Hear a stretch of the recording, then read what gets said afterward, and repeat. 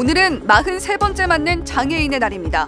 전국 140여 개 장애인 단체가 장애인 권리 보장 등을 요구하며 지하철 시위 등을 이어가는 가운데 우리 사회의 인식과 정책은 어떤지 돌아봅니다.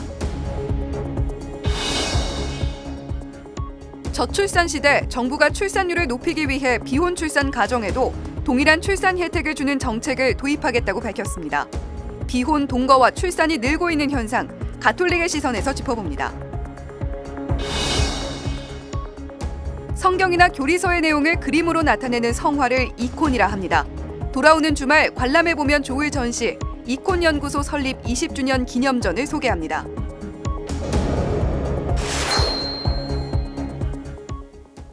시청자 여러분 안녕하십니까? 4월 20일 목요일 CPBC 뉴스입니다.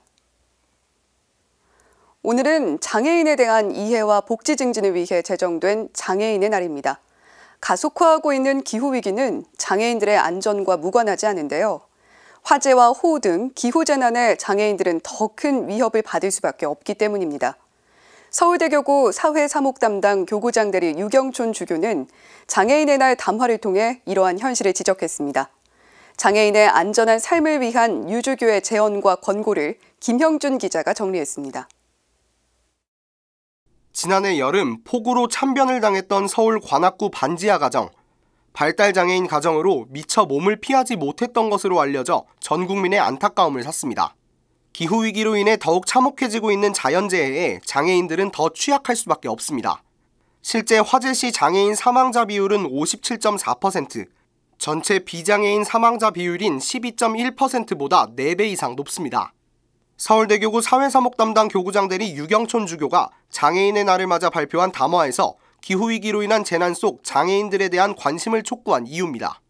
유 주교는 안전과 생명을 위협하는 기후위기에 있어서는 장애인들이 특별히 더 취약한 처지에 놓여 있음을 살피지 않을 수 없다고 강조했습니다. 통계와 같이 똑같은 재해 상황에서도 장애인이 사고에 더 많이 노출되고 피해도 훨씬 크다는 겁니다. 위급 시 이동권에 제한이 생길 수밖에 없는 지체장애인과 스스로 대처하기 힘든 발달장애인 등 분류에 따라 체감은 다르지만 장애인들은 타인의 도움 없이 대피 자체가 어려운 상황입니다.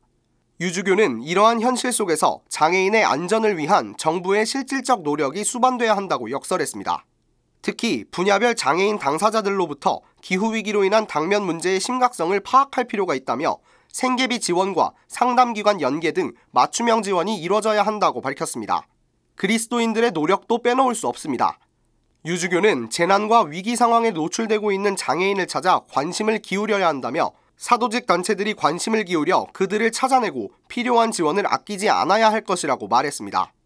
아울러 본당 공동체 안에서 장애인과 장애인 교우들을 향한 차별과 편견이 없었는지 성찰해야 한다고 밝혔습니다. 이런 실천이 이뤄질 때 비로소 장애인의 눈과 귀로는 보고 듣지 못했던 문제들을 알아볼 수 있다는 지적입니다. 기후위기가 가속화하고 있는 시대, 끝으로 유 주교는 친환경적 실천으로 탄소 배출 자체를 줄이려고 노력하는 것은 장애인의 안전한 삶을 위한 보다 근본적인 대책의 보탬이 될 것이라고 제언했습니다.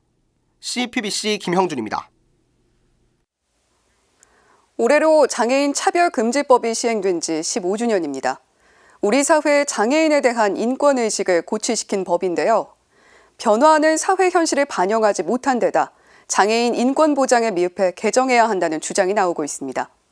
장애인 차별금지법 시행 15년 평가와 개선 방향에 대해 김현정 기자가 보도합니다. 슈퍼마켓을 갔는데 눈치 주면서 안 판다고 그랬다. 마치 구걸하러 온 사람처럼 가라고 했다. 병원 같은 데서 아이들이 부모님에게 엄마 저 사람 왜 저렇게 생겼어? 하고 물으면 부모님들은 엄마 말 안 들어서 그래 라고 대답해 주면서 장애인에 대한 사회적 인식이 많이 나아졌다고 해도 장애인들이 받는 차별과 혐오, 조롱은 여전합니다. 2008년 4월 장애인 차별 금지 및 권리 구제 등에 관한 법률, 즉 장애인 차별 금지법이 시행됐습니다.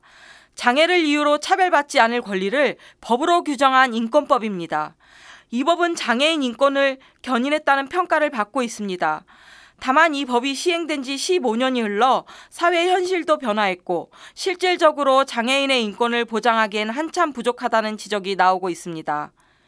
이 법이 시행된 이후에 비교적 많은 부분들이 상대적으로 개선을 이루어냈지만 아직까지도 많은 부분이 아쉬운 부분으로 남아 있습니다. 장애인 차별금지법 전면 개정이 필요하다는 주장이 나오는 이유입니다.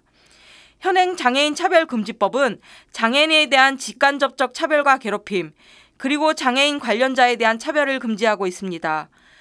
또 이에 대한 국가와 지방자치단체의 책임, 인식 개선을 위한 교육 책임 영역을 규정하고 있습니다.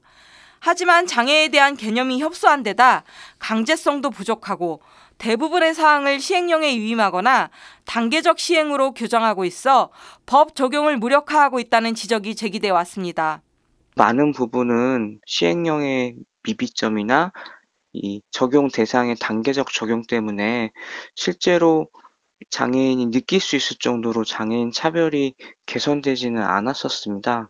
또 애초 인권법인 장애인차별금지법이 행정서비스법인 장애인복지법에 준해 만들어져 인권법으로서의 한계가 있다는 비판도 적지 않습니다. 장애 정의를 그렇게 해놓음으로 인해서 장애차별금지법의 그 대상이 되는 장애인의 수도 줄어들게 되고 자꾸 그렇게 해놓으면서 자꾸 예산의 논리에 끌려가게 되고 그런 문제점이 있거든요. 따라서 장애 개념을 확대하고 법 적용을 무력화했던 시행령 위임이나 단계적 시행 조항 등을 삭제하고 법을 지키지 않을 경우 징벌적 손해배상을 도입하자는 의견이 제시됐습니다. 아울러 장애 판단에 있어 장애를 완화시키는 약물이나 기구 같은 감경 수단을 고려해서는 안 된다는 조항도 못 박아둘 필요가 있다는 주장도 나옵니다. 만약에 당신 보조기기 하니까 그래도 좀 비장애인 같이 생활할 수 있지 않아? 그러니까 당신은 장애는 아니고 따라서 차별받는 게 아니야. 이런 식으로 나가면은요, 우리도 이 장애차별금지법이 쓸모없어집니다. 다만 장애인과 전문가 모두 법보다도 중요한 건 장애인에 대한 사회 인식의 변화라고 강조했습니다. CPBC 김현정입니다. 혼인을 하지 않고도 같이 살 수 있고 자녀도 가질 수 있다고 생각하는 사람들이 늘고 있습니다. 아예 비혼 출산을 제도화하자는 주장도 나오는데요. 가톨릭교회는 이를 심각히 우려하고 있습니다. 왜 그런지 윤재선 기자가 보도합니다. 통계청이 발표한 2022년 사회조사 결과 혼인을 하지 않더라도 함께 살 수 있다고 생각하는 사람은 65.2%, 10년 전에 비해 19.3%포인트 증가했습니다. 가톨릭교회는 비혼 동거를 혼인의 존엄성과 가정의 본질을 훼손하는 잘못된 선택이라고 가르칩니다. 가정의 시작이 부부의 사랑이거든요.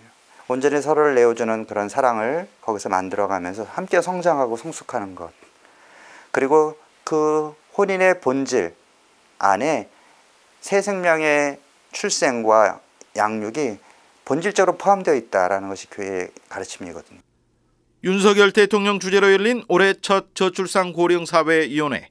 정부는 세계 꼴찌 수준의 합계 출산율을 끌어올리기 위해 혼인 여부와 무관하게 아이를 낳으면 동일한 혜택을 주는 정책을 추가로 도입한다는 계획을 내놨습니다.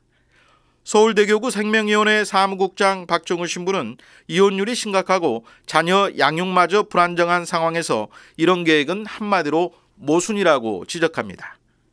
쉽게 헤어질 수 있고 가정이 불안정한데 그걸 가족의 형태를 인정하면서 똑같이 혼인해서 아이를 키우는 가정과 같은 혜택과 법적인 이렇게 제도적인 그런 이익을 부여하겠다? 그 말이 안 되는 거잖아요. 모순이죠. 박 신부는 오히려 비혼 동거인들이 혼인할 수 있도록 여건을 마련하고 지원해 주는 것이 올바른 정책 방향이라고 강조합니다. 부부가 정말 평생을 투신하면서 서로에게 헌신하고 그 사랑의 결실로 태어나는 아이들을 정말 온전히 사랑으로 안정된 환경에서 키울 수 있도록 그 사람들이 혼인할 수 있도록 그런 환경을 도와줘야 되는 것이죠. 비혼 출산에 대한 사회적 인식은 어떨까? 10명 중 3명 이상이 혼인을 하지 않고도 자녀를 가질 수 있다고 생각한다고 답했습니다. 2년 전 조사 때보다도 4%포인트 늘었습니다. 이런 여론의 편승에 일부에서는 지금이 비혼 출산 제도화 논의를 공론화할 때라고 주장합니다. 하지만 정자기증을 통한 체외 수정이나 인공 수정을 통한 출산은 생명윤리 문제뿐 아니라 하느님 창조 질서를 무너뜨린다는 점에서 가톨릭 교회는 반대 입장을 분명히 하고 있습니다. 마치 실험실의 재료처럼 제3자가, 그리고 많은 경우에 난자나 정자를 체외 수정은 하나만 선택하는 것이 아니고 여러 개를 선택해서 여러 배아를 만들거든요. 그 자체도 비인간적이고 비윤리적인데 나는 아빠도 없고 엄마의 어떤 욕심에 의해서 태어났고 과연 이 아이한테 정의로운 일인가? 비혼 동거 여론에 편승해 비혼 출산을 제도화하려는 움직임은 혼인과 가정의 가치, 인간 생명의 존엄을 훼손할 수 있다는 점에서 저출산 문제 못지않게 심각한 우려를 낳고 있습니다. CPBC 윤재선입니다. 10여 년 전만 해도 이혼은 단순히 베껴 그리는 성화라는 인식이 있었습니다. 초기 교회의 정신을 잘 보여주는 이혼에 대한 한국교회의 인식 변화는 이혼연구소의 20년 결실이라고 볼 수 있는데요. 2003년 설립된 이혼연구소의 20주년 발자취를 감상할 수 있는 전시회가 어제 개막했습니다. 이힘 기자가 보도합니다.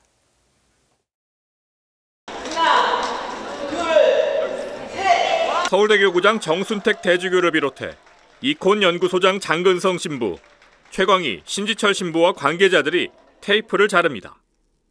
이혼연구소의 설립 20주년을 기념하는 전시회가 개막하는 순간입니다. 이혼연구소는 19일 서울 명동 갤러리 1898 전관에서 20주년 기념전을 겸한 제16회 회원전을 시작했습니다.